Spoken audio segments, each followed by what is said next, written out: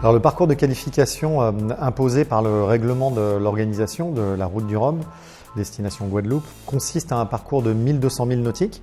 Alors 1200 milles nautiques, ça fait environ 2300 km. Donc c'est un parcours à réaliser donc en solitaire bien évidemment pour tester à la fois le bateau et le marin. Donc c'est quelque chose d'essentiel. On propose un parcours à l'organisation de course. On leur dit que voilà, on va partir à tel moment et eux nous suivent.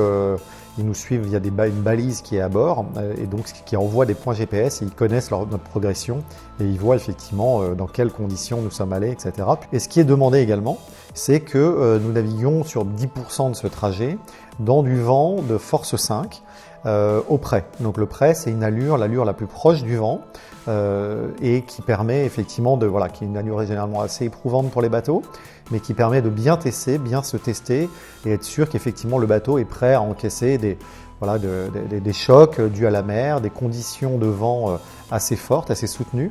Donc on est descendu dans le golfe de Gascogne, remonté vers le nord-ouest de l'Irlande. Donc où j'ai rencontré des conditions variées entre l'anticyclone, la dépression. Et donc on a effectué ce parcours sans encombre, je dirais, pour assurer la qualification à la Route du Rhum.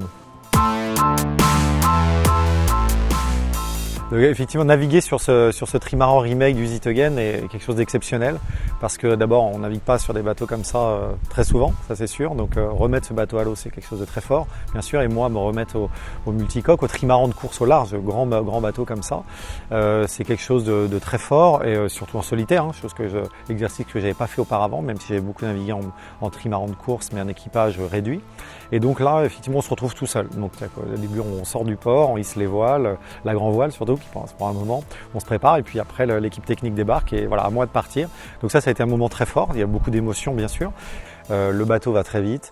On arrive vite à des vitesses élevées. Descendre en Espagne, c'est fait rapidement et on a du mal à imaginer ça. Alors sur un bateau comme de course, il y a toujours des améliorations à faire, toujours des travaux à faire. Donc ça s'appelle la préparation. Donc là, le gros est fait, bien sûr.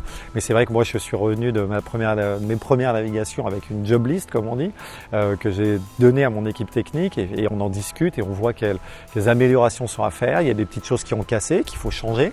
Mais donc clairement jusqu'à 2-3 jours avant le départ de la Route du Rhum le 4 novembre, il y a toujours du boulot sur un bateau, ça c'est certain. Et donc effectivement ces premières navigations sont très riches en enseignements pour la préparation du bateau.